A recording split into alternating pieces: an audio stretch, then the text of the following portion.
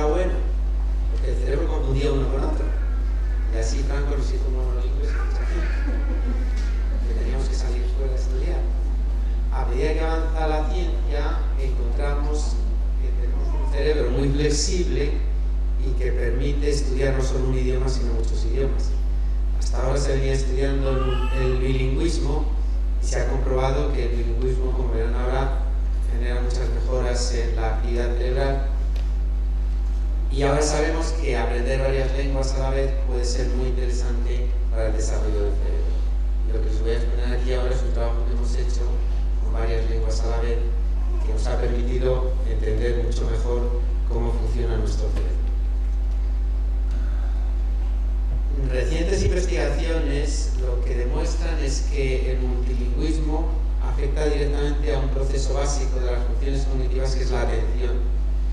Entonces, los multilingües tienen una capacidad que no tenemos los monolingües, y es que son capaces de eliminar los estímulos del entorno y focalizarse en un problema. Entonces, eso es muy bueno, eso facilita mucho los procesos de aprendizaje.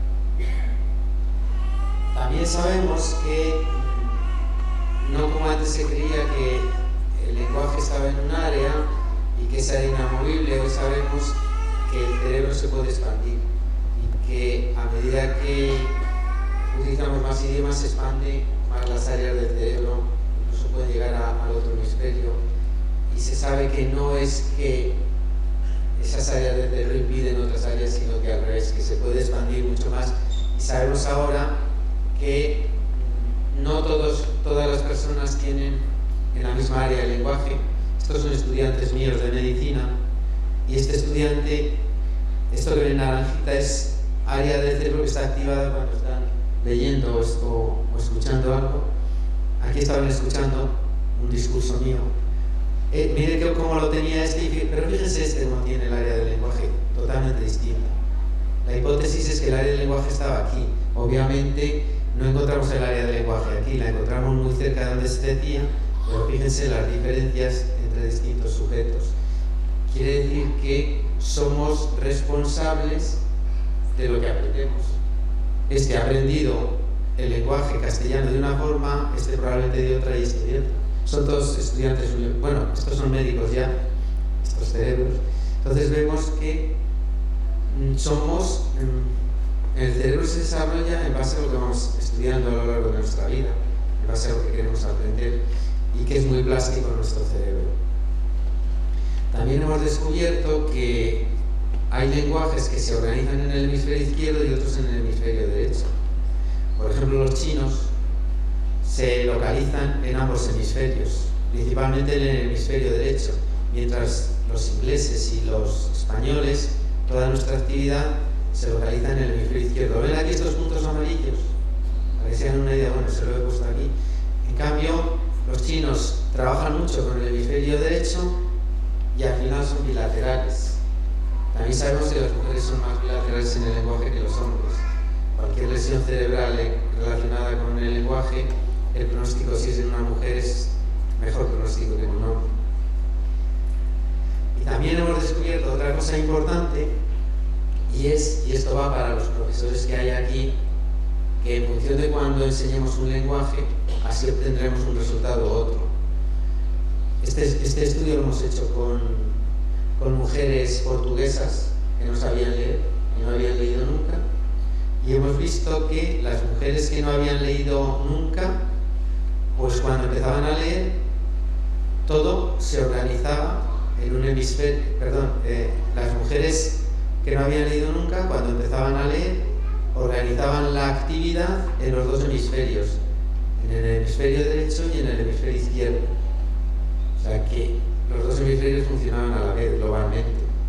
En cambio, aquellas mujeres lectoras portuguesas que habían leído desde el inicio, organizaban toda la información suya en el hemisferio izquierdo, igual que en la mayoría de los cerebros que hablan castellano, portugués, italiano, francés o inglés. Por lo tanto, cuando se aprende un idioma es básico. La mayoría de los estudios dicen que para aprender bien un idioma necesitaríamos aprenderlo antes de los 7 años. Todos los idiomas que se aprendan antes de los 7 años van a ser bilingües en esos idiomas. Es decir, que la posibilidad de aprender un idioma acertadamente es hacerlo antes de los 7 años. Después de los 7 años se puede aprender un idioma, claro. Nosotros podemos aprender un idioma ahora, claro. Podemos aprender chino, sí. Pero ya verán en otra diapositiva las diferencias que hay en uno y otro idioma. Va bajando la capacidad del cerebro de aprenderlo en un tiempo rápido. No de no aprenderlo, sino de aprenderlo rápidamente.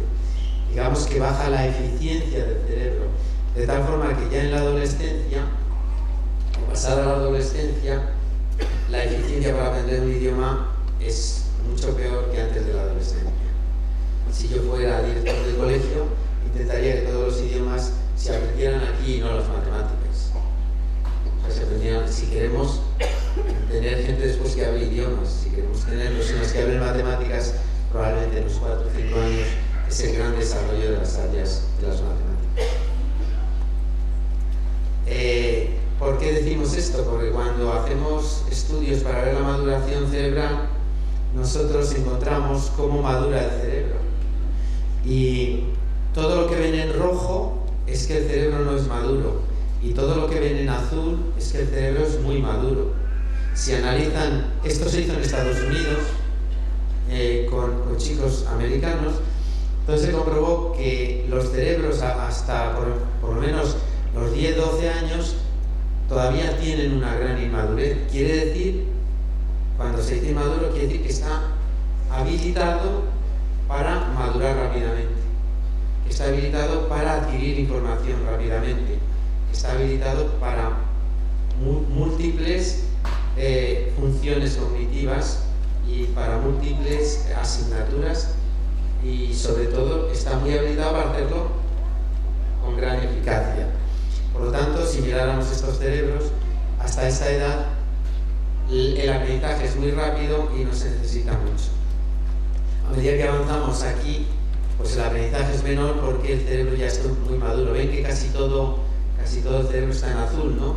Quiere decir que a los 20 años el cerebro es muy maduro y las posibilidades de aprendizaje pues son limitadas. Por eso los profesores universitarios suspendemos mucho, ¿no? Porque tienen que estudiar mucho. Pero fíjense una cosa que es muy interesante también pedagógicamente. Fíjense que todo está en azul, excepto esta zona aquí, ¿la ven? Ven que está en rojo.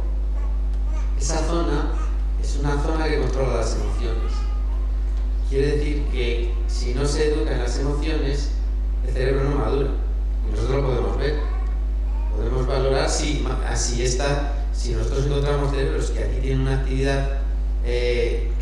actividad no ordenada, mucha actividad pero desordenada, ese cerebro no ha madurado. Por lo tanto, ya estamos en condiciones de saber en qué medida también se puede hacer una pedagogía de la maduración de las emociones. Pero tenemos instrumentos que nos permiten valorar si esa área del cerebro está o no madura. Y como ven, estos niños americanos de 20 años todavía no estaban maduros. Quiere decir que si una persona le dice eres más inmadura que una niña de 12 años, a lo mejor lleva razón. Si quieren saberlo exactamente, vienen a nuestro laboratorio y se lo decimos. Efectivamente, a ver si están seguros o no. Dicho eso, desde el punto de vista del bilingüismo, multilingüismo, el hallazgo más importante es que no solo trabaja un área concreta, sino que aumenta las conexiones en esa misma área y en áreas del hemisferio derecho. Y que solo por el mero hecho de aprender un idioma va a aumentar muchas conexiones y va a aumentar la actividad en el otro hemisferio.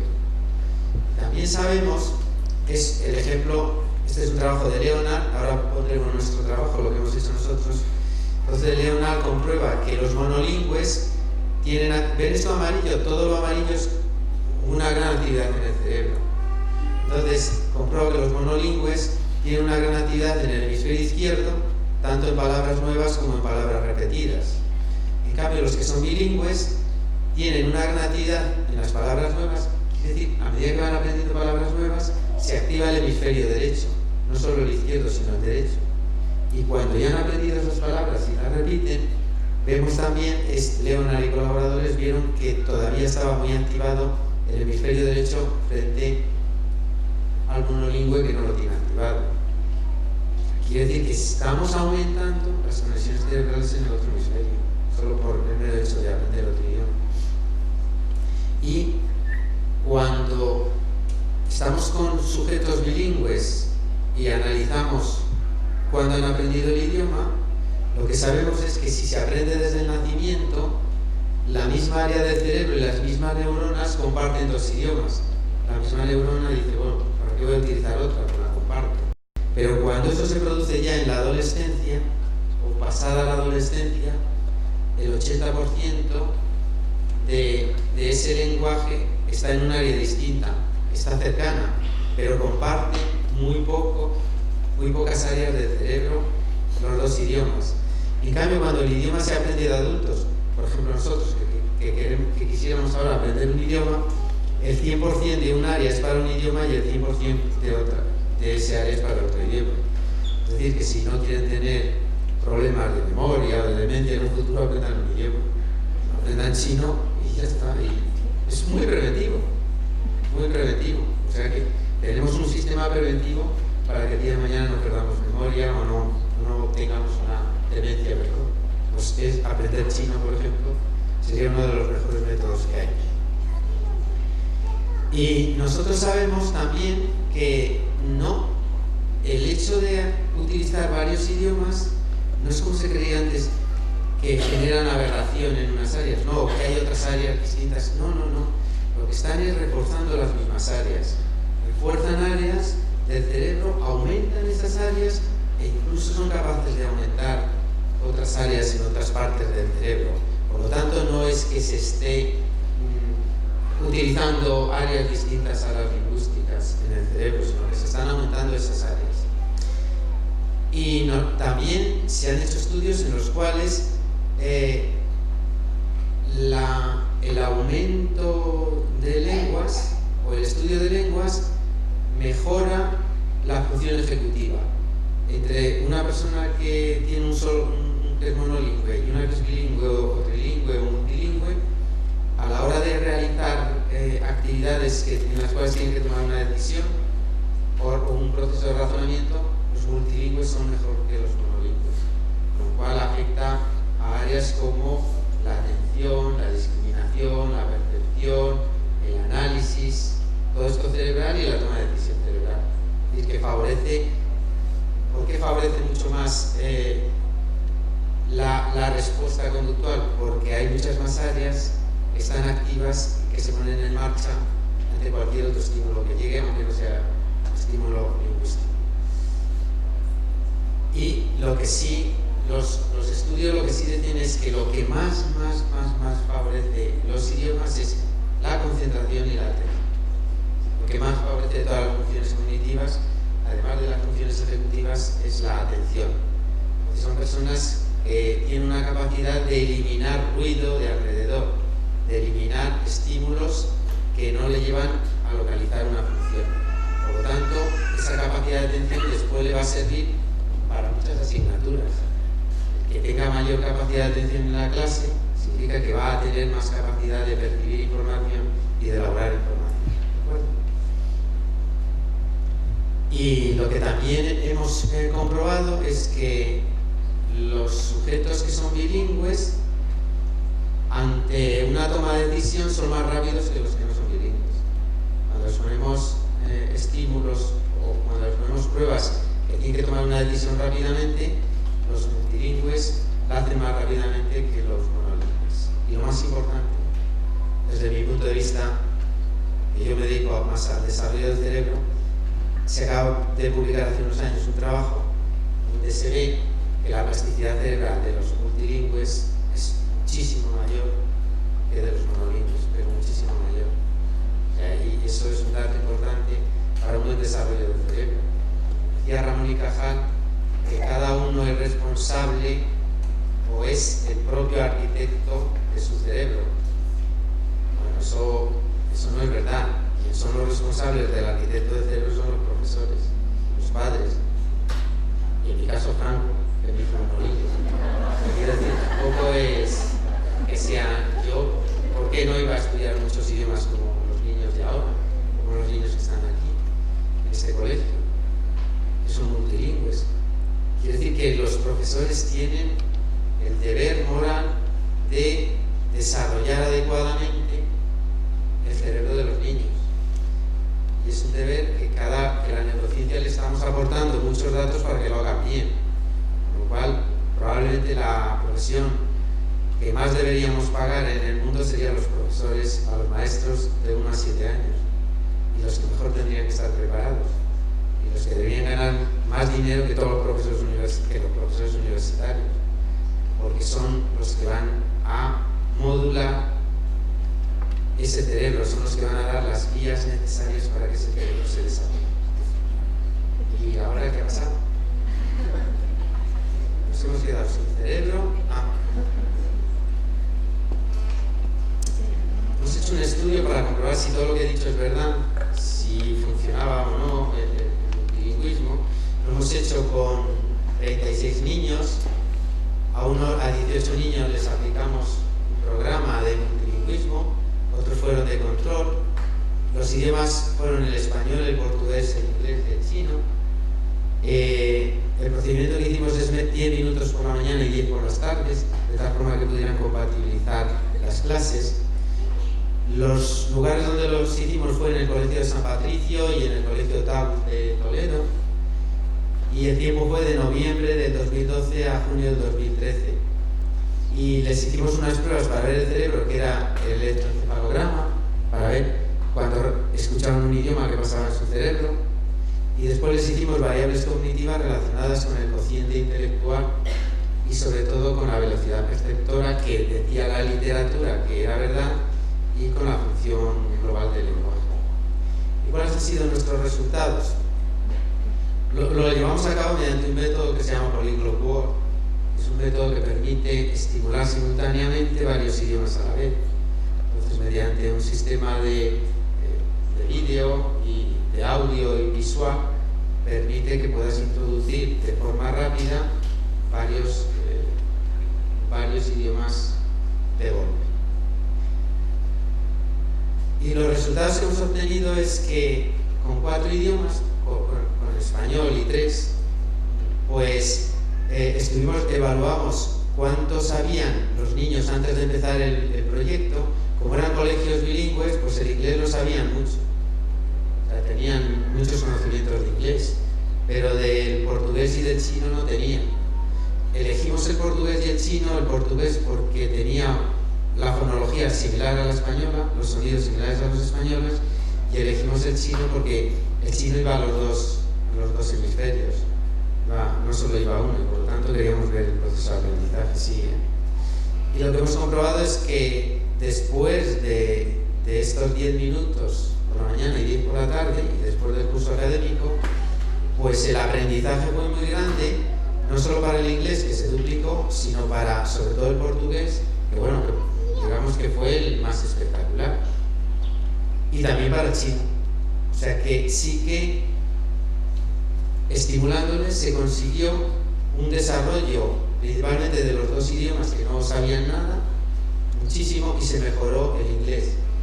Hecho que no pasó con el grupo de control, con el colegio que no se hizo nada, que el inglés mejoró un poquito, pero los otros dos idiomas no mejoraron prácticamente nada. Es decir, que sí que conseguimos un gran desarrollo en el aprendizaje de estos idiomas. Y también, cuando estuvimos viendo las variables cognitivas, lo que encontramos es que en el grupo que había estudiado estos 4 idiomas, estos 3 idiomas más el español, habían aumentado considerablemente el cociente intelectual total, habían aumentado enormemente, todo esto con diferencias significativas, estos 3, habían aumentado enormemente el lenguaje en general, el lenguaje castellano también, en general, y, como decía la literatura, habían aumentado la velocidad perceptiva. Es decir, la capacidad de percepción y de toma de decisión, pues también era estadísticamente significativa. Y también cuando hicimos la latencia, es decir, en qué momento se produce eso, vimos que, aunque es muy engorrosa esta diapositiva, lo que vimos es que los que habían hecho el aprendizaje de idiomas tenían un tiempo menor a la hora de reconocer una palabra. Si los que no lo habían hecho tenían un tiempo de 200 milisegundos o 250, antes, después del aprendizaje, se reducía el tiempo. Eso es lo que quiere decir toda la diapositiva, ¿de acuerdo? Y desde el punto de vista del análisis de lo que pasaba en el cerebro, pues también encontramos, evidentemente, que lo que encuentra la literatura. No hay otras áreas distintas fuera de las áreas del lenguaje. No se contaminan las áreas del lenguaje, no. Sino que lo que encontramos es que prácticamente antes estaba el hemisferio derecho muy activo y después teníamos pues una actividad bilateral. O aumentaba en el inglés la actividad, aumentaba. O lo mismo que pasaba en el portugués y en el chino, pues se producía que pasaba al hemisferio derecho, donde dicen que el chino, con algo de bilateralidad, ¿de acuerdo? En cambio, cuando lo hacíamos con los niños que no habían hecho el experimento, encontrábamos casi resultados muy similares. No había grandes diferencias. Quiere decir que los idiomas sí que se habían aprendido más el idioma, pero no había grandes diferencias en el cerebro a la hora de localizar ese idioma, ¿de acuerdo? Eso lo hicimos al inicio del proceso y al final, y el resultado fue prácticamente igual. Tanto en el idioma que habíamos estimulado, en el idioma que habían aprendido como en el otro, no había en los cerebros diferencias en la localización del idioma, ¿de acuerdo? Por lo tanto, es importante que sepan que no va a haber otras áreas del cerebro que se encarguen de esos idiomas, sino que la misma área del cerebro puede compatibilizar varios idiomas a la vez, ¿de acuerdo? Si se hace antes de los 7 años. Estos niños tenían 4 años cuando se lo hemos hecho. Eso nos llevó a unas conclusiones importantes en este trabajo. Y es que si nosotros a los niños de 4 años, que es nuestro caso, les estimulamos en varios idiomas, lo que comprobamos es que se producen conexiones importantes en las mismas áreas responsables del lenguaje, no en otras áreas distintas. También encontramos que en general favorecen funciones cognitivas básicas necesarias para el aprendizaje. En nuestro caso, lo hicimos con cocientes intelectuales, con la función del lenguaje y con la rapidez en la percepción. Y que, de alguna forma, lo que encontramos es que el idioma favorecía el sistema de aprendizaje de otras asignaturas que nos dijeron los profesores. También encontramos que si nosotros enseñamos varias lenguas, pues se benefician aquellas lenguas que tengan la fonética muy similar a la nuestra. ¿Qué lengua se benefició más? El portugués, por encima de todas las demás, porque en el fondo la fonética del portugués y la tonalidad del portugués es muy similar a la nuestra.